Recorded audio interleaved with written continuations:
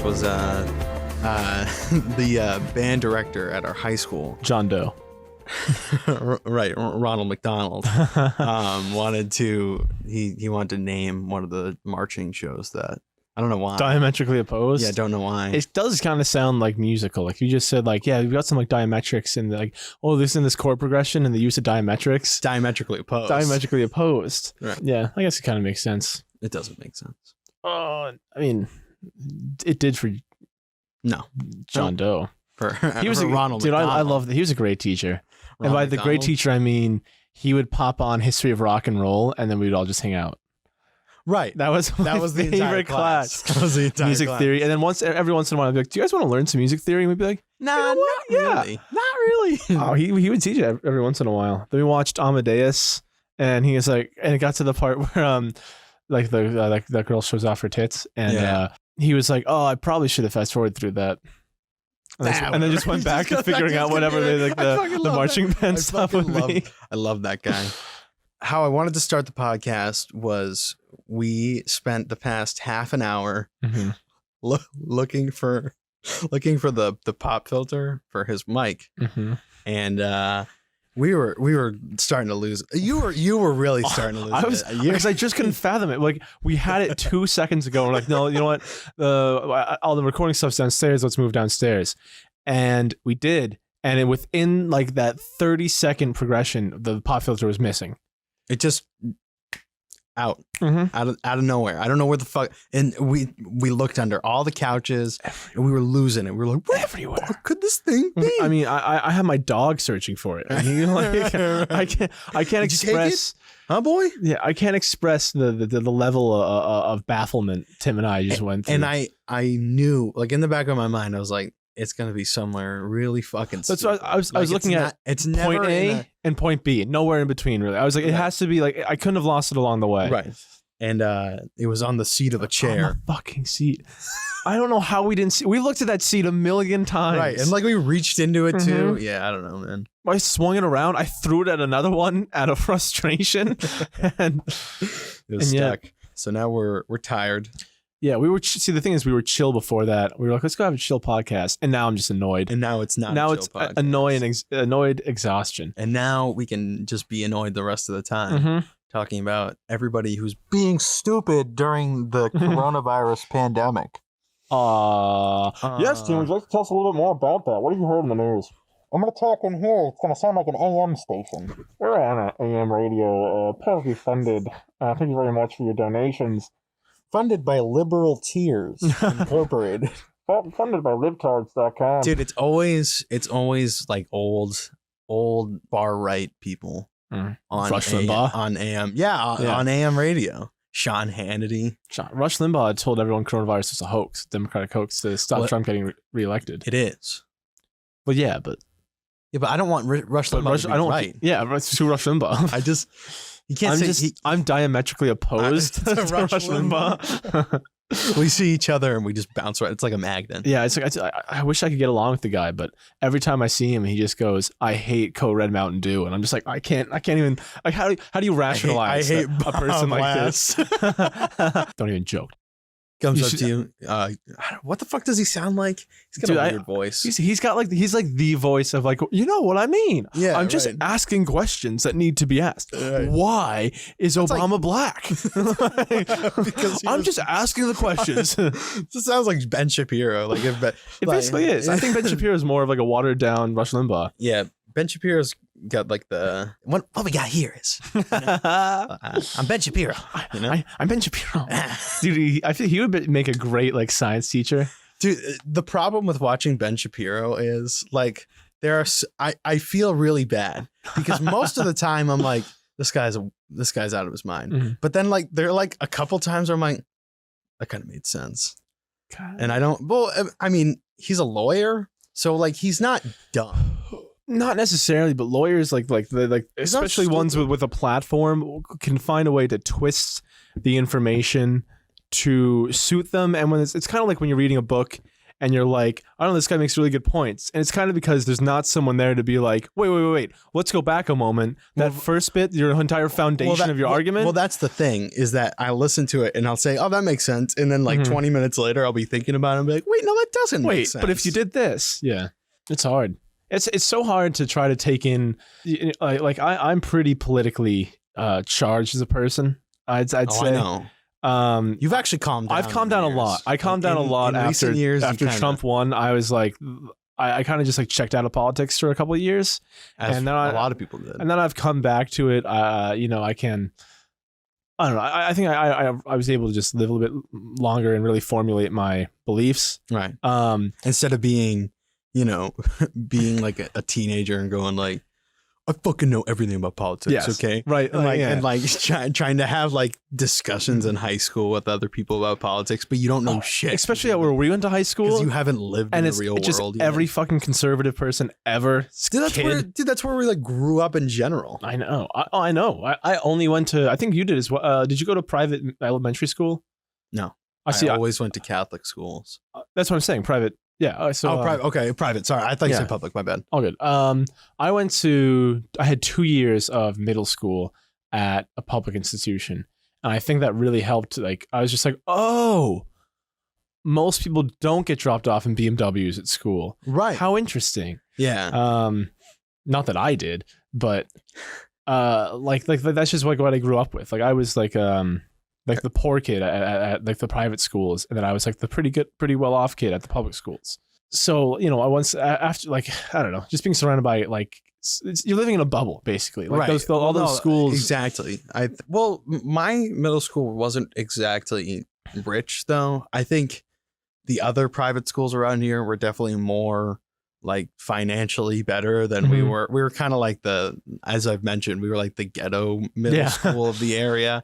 So I don't know. We didn't have that many rich people, but it was always like, there was kind of like a classist separation between students where it was like, you had the students who went on trips to Italy every summer, or you had the kids who stayed home and went to the Cape for a week. Right. And when you're the kid who stays home and goes to the Cape, you're like, why aren't I the one going out? And then you start to adjust like what your idea of the world should be like to all these people who have a lot of money and travel abroad.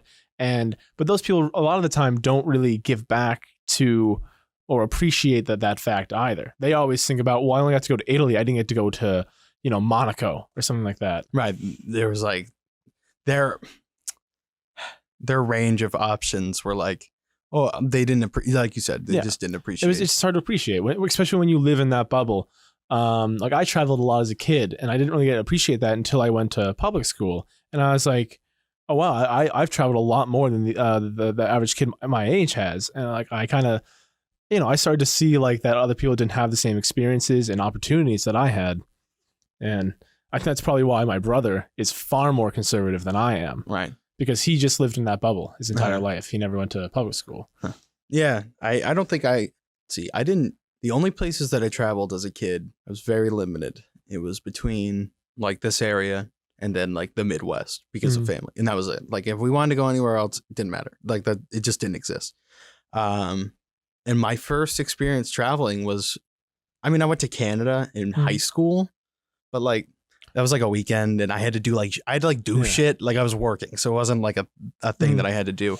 And it took me until I was like, I was like 18.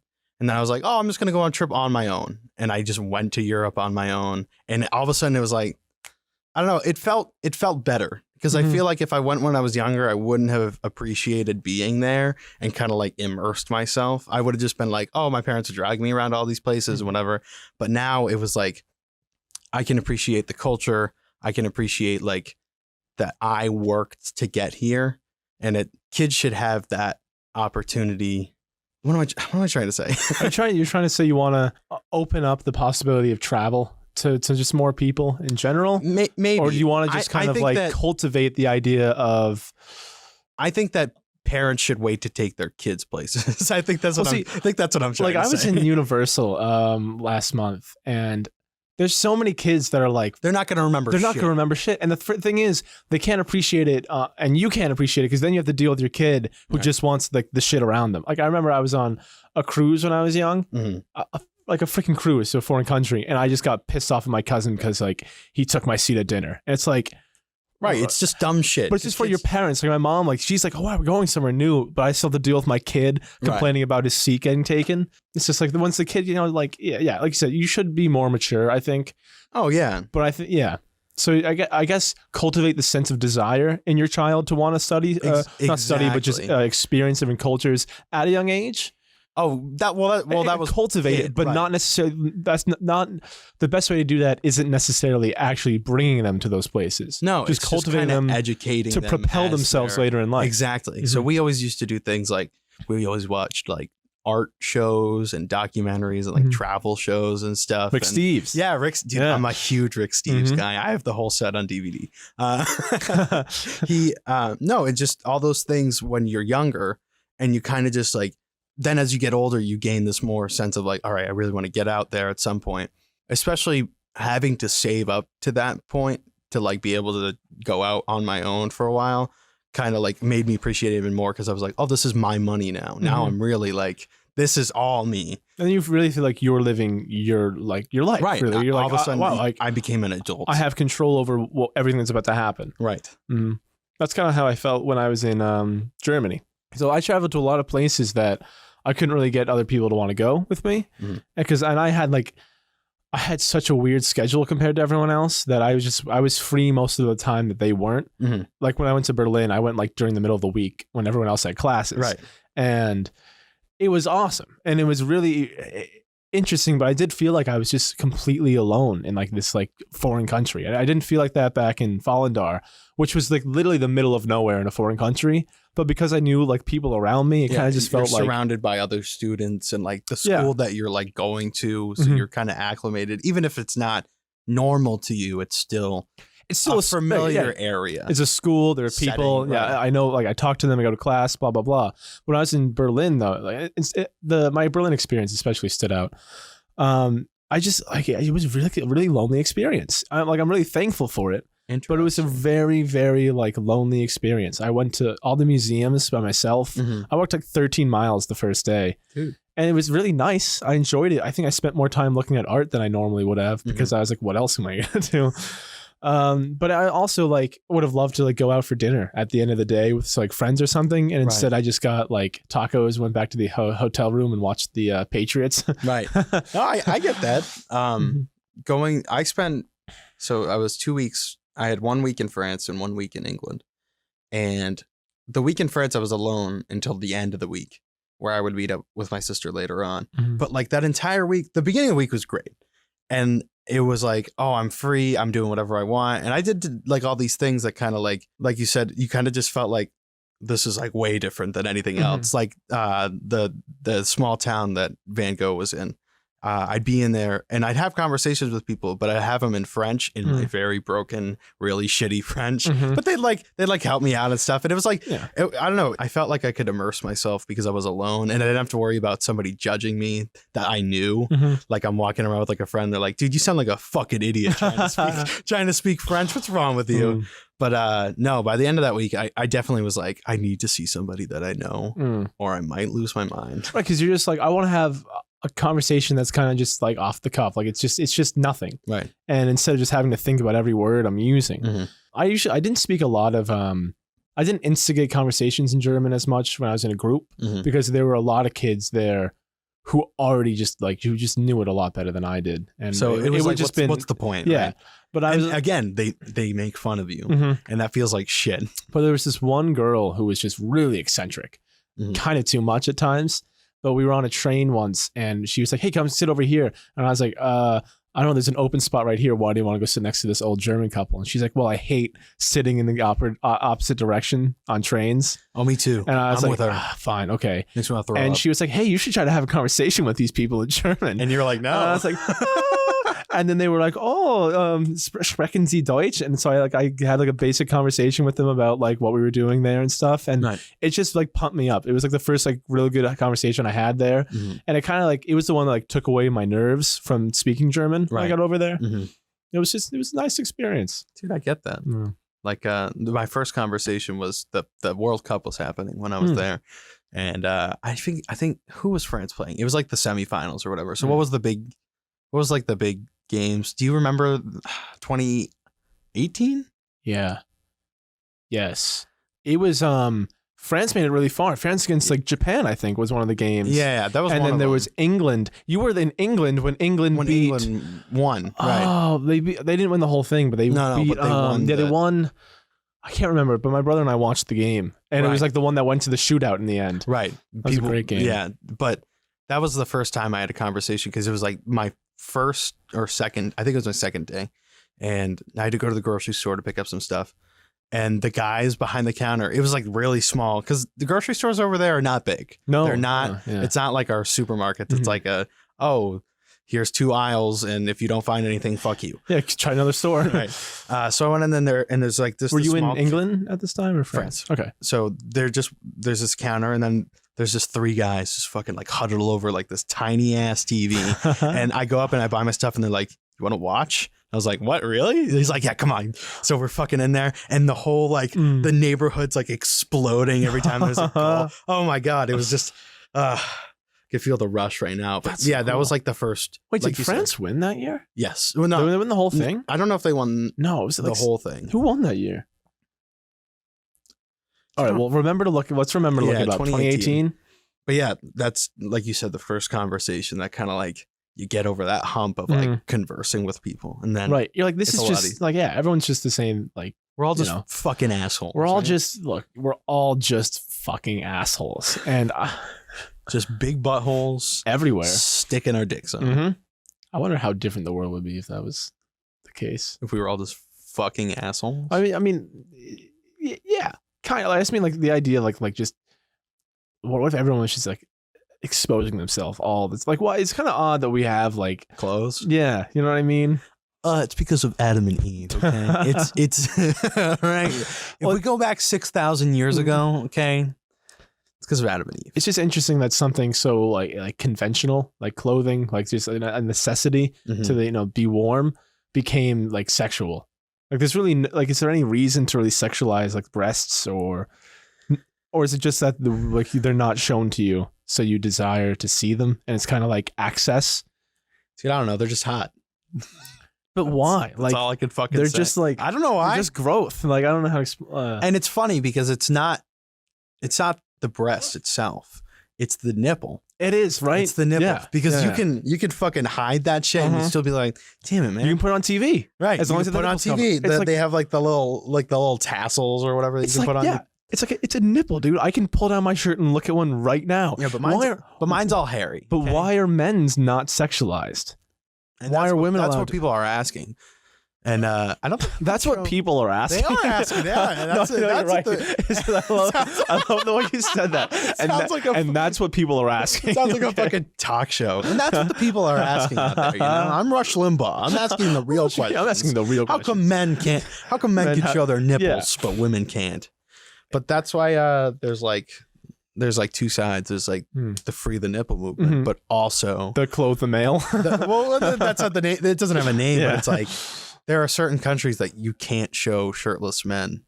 Like I don't know if it's South Korea or something. Like they can't show shirtless men on TV or something like that. I know that in like a lot of anime, they just don't show the nipple. Like they show nipples. They'll just they just won't. Those take away the nipple. And I looked it up because I was interested. I'm like, so wait, is there a rule against it?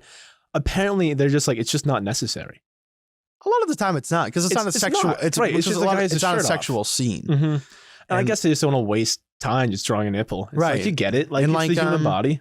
Yeah, because like shows like Neon Genesis, there are scenes where people are naked, but there's no nipple because it's not a sexual scene. Right. So there's no need to like. I guess I get that. I guess it takes away the sexual element, but it kind of shows the vulnerability element, right? Because you're stripped down to your core, but it's like it's just supposed to show that. It's like maybe it's just supposed to show like revealment, like you said, stripped down to the core. Right. That's why I had my nipples ripped off and sewn over. Oh, Jesus Christ. Dude, if we're going to talk about nipples real quick, okay, I've been running a lot more recently, and my nipples keep getting chafed. And I got to be honest, it kind of sucks because I'm running like 4 or 5 miles, and like by the end, I'm just like, I have to like hold my shirt out. I feel like fucking. Do you remember the Andy? Andy from The Office. Yes. That's what it feels like. That's so weird. That never happened to me. And I was like up to 6 miles when I was over in Germany. Sucks, dude. 6 miles a day. Maybe because I'm just fat. That might be it. I don't want to be rude, but it might be that your boobs are just like right. moving. But like, not that you don't even have there. Them. Yeah, right. You look just, like you look great. I think it's just like. I think it's maybe it's just my nipples are maybe sensitive. just the weight, or you might have sensitive nipples. I have sensitive nips. Apparently, men's nipples are just as sensitive as women's. Right. So then I tried putting like Band-Aids over them and putting like didn't work. Bras on. Did it help? No. You should try a sports bra. I should, but I'm not. I should, but I won't. But I won't because it's still fabric. I gotta get some. That's a good question. Do women's like? They should just run shirtless. I would love to ask though if women get like a lot of irritation on their nipples when they run. But see, how do I ask that in a non-sexual way? Like it's just impossible. It's clearly it's clearly curiosity. Go to the gym and you just like tap on somebody's shoulders like, are your nipples chafing right now? My nipples are chafing. My nipples are chafed. Do you think it's the air? She just looks at you like, the fuck are you talking about? Or you get really close and she's like, yeah, mine too. Yeah. She just looks around. She's like, no, but seriously, yeah. But seriously, I can never talk about this with anybody else. Like, thank you so much for broaching this subject. Right. It's just like I hate chafe shaming. I hate chafe shaming. Shaming. I haven't gotten chafed in a while. I mean, besides my nipples, but I haven't been chafed in a while. Like the inner thigh chafe. Oh, the inner thigh. When I was younger, as a kid, yeah, all the time. I don't know why that was a thing. Yeah, that's weird. So would you ever like get chafed at like the beach, and then like my parents would be like, "Here's an ice pack." So just like no, shove it down there. No, I just rub like a lotion on my. Yeah, but that doesn't help that much. I mean, nothing helps. You just gotta like the ice pack. The ice pack helps. Did it? Yeah. Well, I'm gonna avoid that. Icy hot probably helps. Get Shaq. Just have Shaq just be like, I got this for you. I got you, baby. You want to order some Papa John's pizzas while you're at it? No. Yes. Oh, that's right. He's the new face of Papa John's. New face of Papa John's. Which great move. I mean, by Shaq. I don't know if dude. Did the company come to Shaq? Or did Shaq approach the company? Dude, Shaq's just the face of so many brands. I can't decide. Dude, can he just do one commercial that's all the things he sponsors? Icy Hot. I can't. Papa John's. The General. Gold Bond. Yep. What else is he in? Dude, he's in everything. That's why it's so hard to think of it. And everybody's just like, he was a basketball player. He just shows up and nobody remembers paying attention to his basketball things anymore. He's in commercials. Right. He's just in commercials. My kids are going to know him. I don't know. Do you think he shows up in commercials in Japan? Do you think he'll be dead? No, Shaq will live forever. If Magic Johnson's alive still, I think Shaq will be. Maybe. I don't know, man. Magic Johnson, poor guy. My mom was telling me that back when everyone found out about that, everyone thought like that was just meant a death sentence. Nobody thought it was. It pretty much was. Well, that's what she was. Have much of a.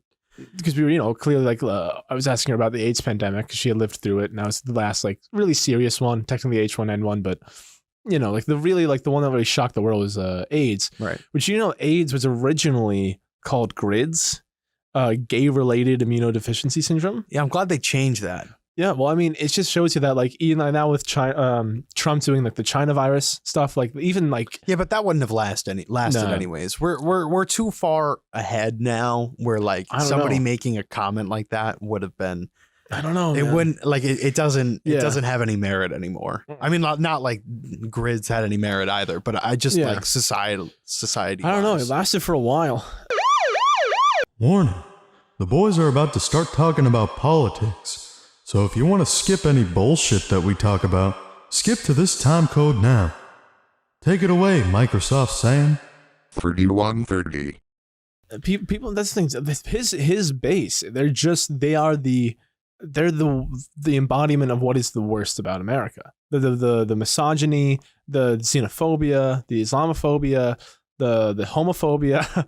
For Christ's sake. I mean, they really are. They are the embodiment of what everything that we've been trying. I'm not, not me in particular.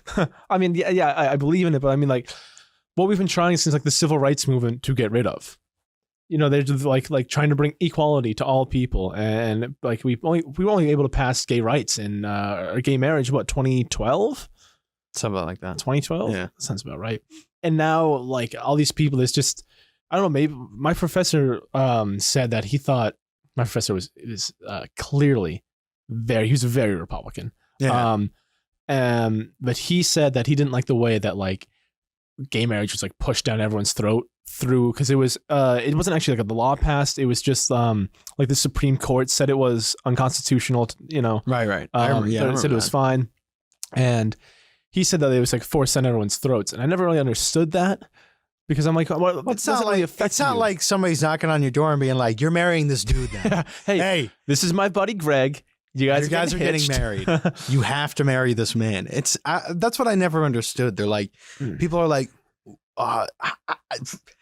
I just don't understand the whole like being afraid of it, or that it somehow lessens your marriage. Right. Well, it's like your marriage stands on its own merits compared to everyone else's marriage. How do you respect your spouse? Right. How do you how do you raise your children?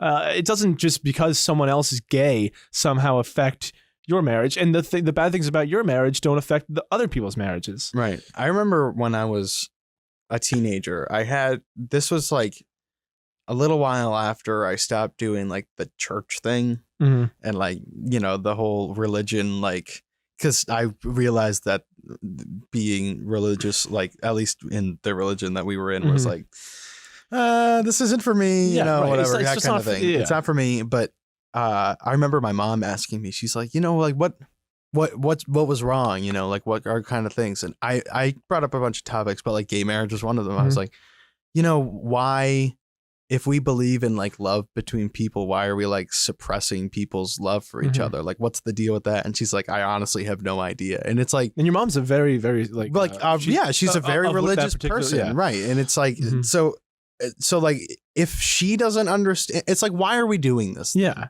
Why? Like, it's, if your God is all about like love and like, loving each other and like treating each other equally, it's like, what are we doing then?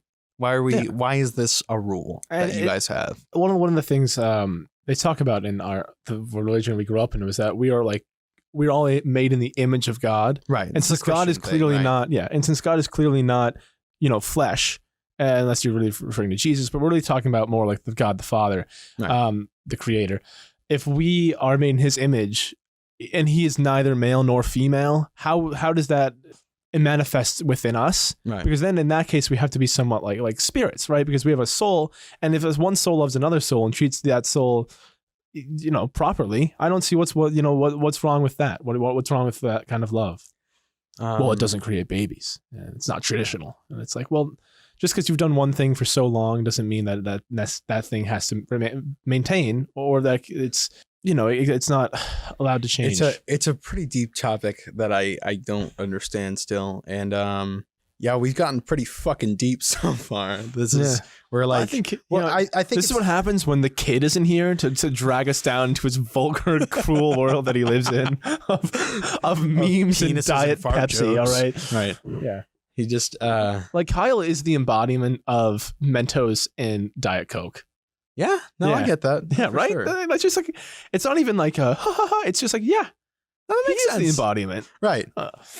It's just like something fun you would do when you're like 10, and then we're getting all serious here. But I think it's just because of the kind of climate that we're in right now. It kind of 62 degrees out. It's beautiful. Fuck you. It's the whole social thing that we're going through. It's kind of just like bringing out like kind of the more sensitive, like we're thinking about a lot of things because we have nothing else to do. No, exactly. We're so There's literally nothing else to do. This is why, like, all throughout history, the real political thinkers have not been the people like Marx wasn't the proletariat. Marx is the guy who could sit around and be like, what they're doing's not cool. Right. But the proletariat just fucking works. All right. That's all he can do. Right. So now we're stuck in this situation, like you said, where there's nothing Now else we're to do all thinking. but think about our situation. Mhm. And every person is doing it. Every person is thinking, how should we be approaching the situation we're in? Too bad we can't all think and then meet up and talk about it because we're all stuck here. But like getting people to think like critically like we are, and then being able to actually talk it out, because going online and talking out doesn't work. No, it's it doesn't not going to happen. Nobody gives a shit. But if Facebook isn't meant for that. Because if you see somebody face to face and you have like a disagreement with them, like the atmosphere between you two totally changes.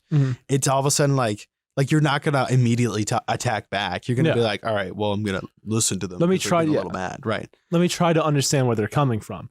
And I think it's an interesting idea you bring up is that we're supposed to judge people on like the character or like their words, right? But really, I think like you said, where you're missing an aspect of that. Where Facebook, it is only words. You are fighting words. You're not fighting the person on the other side of those words. Right. When you're like in person, like you said, you see someone else, and you're like, that's right. They are a person. They have experiences. Right. So I need to understand where they're coming from. Right. So I can prove them wrong.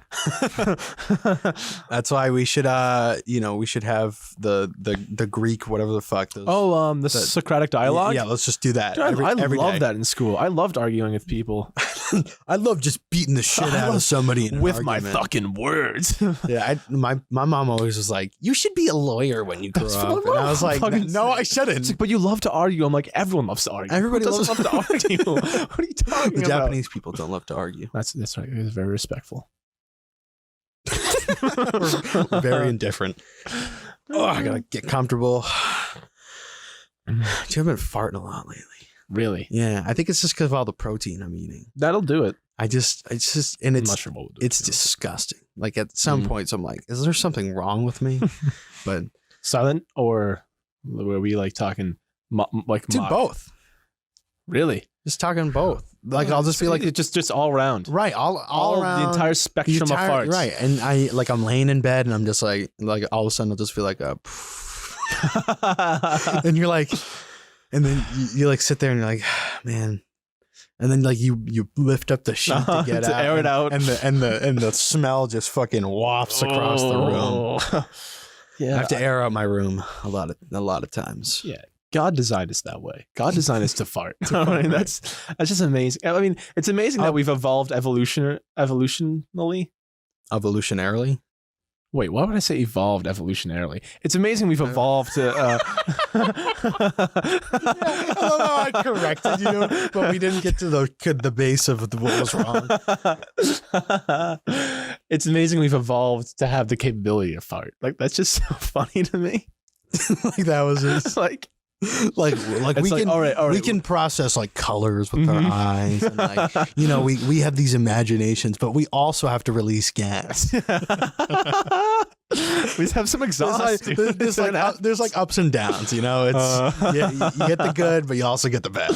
That's what's so interesting about being a person is that like you can't be entirely serious because everybody farts. Right. Everyone farts. Everybody poops. Except for that one girl, who has, or not just girl. But you know that one girl? You remember that one girl who didn't fart ever? Those people who have like the bag that they have to their excrement goes in. Oh, like an enema? No. They have like a hole in their stomach because like their colon doesn't work properly. So they have to like have a bag that attaches to their stomach. That's how they. Dude, I've never heard of this. You've never heard of that? I've never. That's how they remove waste from their body. That's fucking wild. I know. It's science is crazy. I can't believe we can do they that fart? Now. Probably not. I don't know. Where does the gas? They must burp though. I wonder if they just burp a ton. That's disgustingly gross burps. I can't burp on command. Can you do anything on command? Yeah, burp. Really? Yeah. Wow. Okay. I used to do the if people aren't going to get gross. I don't fucking care actually. I used to when I was a kid. I used to do this thing where you can burp in and out. So you burp, but then like you keep breathing the burp back in. So let me see if I can do it still. Oh, Jesus Christ. Oh. That's horrible. Oh man, That's I just can't believe I could still do that. That's cool. yeah. That's yeah, man, that's pretty cool. That's crazy. We used to have when I go visit family out in the Midwest. Alan was one of Alan. the kids we'd hang out with, and we'd stay up to like, of course, when you're 8, midnight's like a really late time, but we'd stay up to like midnight, and we'd like hang out in one of their basements, and like one of my uncles would come down and he'd be like, guys, I can make fart noises with my toes. And we were like, sweet, that's sick. Let's go.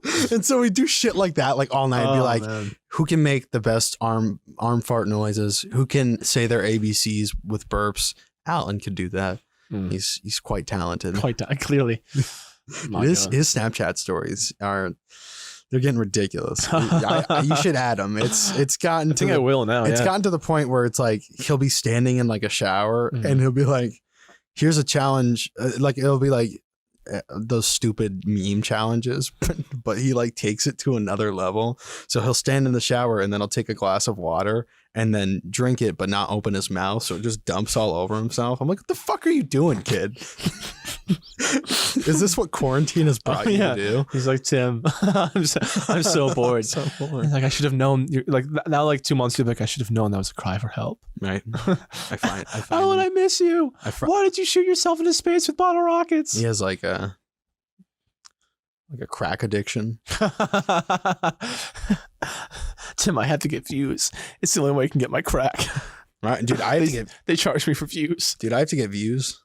That's how we dude, I can't buy my crack without views on YouTube. they portion your crack based off of your YouTube views.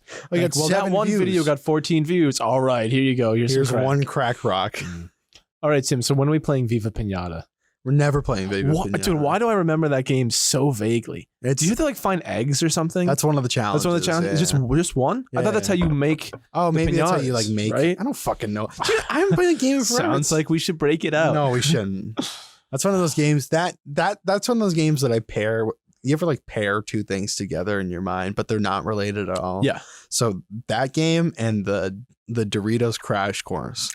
Those are the two. No. I see it. I kind of see it. Those are the. I don't know if it's racist because it's like Viva Pinata and Doritos. Oh, come on. No. That's why I'm. Yeah. But I don't know why. It's just I played one of those games while I was playing the other one in like 2008. And was Doritos Crash Course out then? I don't fucking know, dude. I don't think it was.